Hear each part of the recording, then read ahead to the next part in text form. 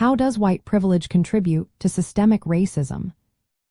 Imagine a race where some runners start ahead of others without anyone noticing. That's similar to how white privilege works in society. It's not about individual actions, but about the advantages built into our systems. Throughout history and today, white privilege has helped create and sustain inequalities that affect Black Americans and other people of color.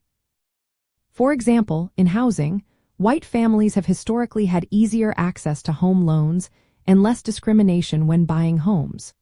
This has allowed them to build wealth over generations, while Black families faced redlining and loan denials.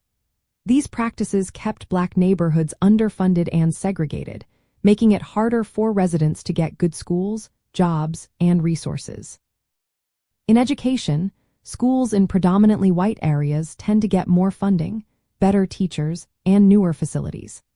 Black students often attend schools with fewer resources, which limits their chances for higher education and good jobs later.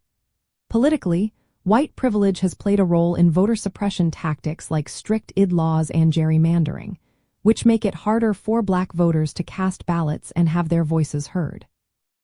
In the criminal justice system, white privilege often means lighter sentences and less likelihood of arrest for white people, even when committing similar crimes as Black individuals.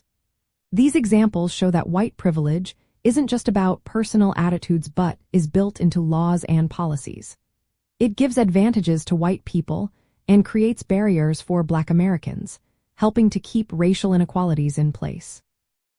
Recognizing this helps us see how systemic racism operates across many parts of life.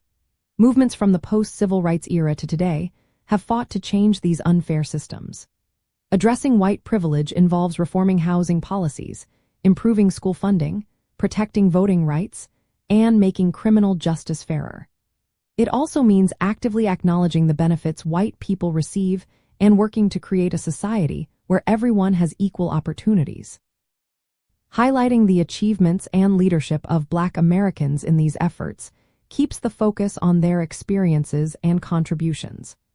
Understanding how white privilege fuels systemic racism is key to making lasting change and building a more just society for all.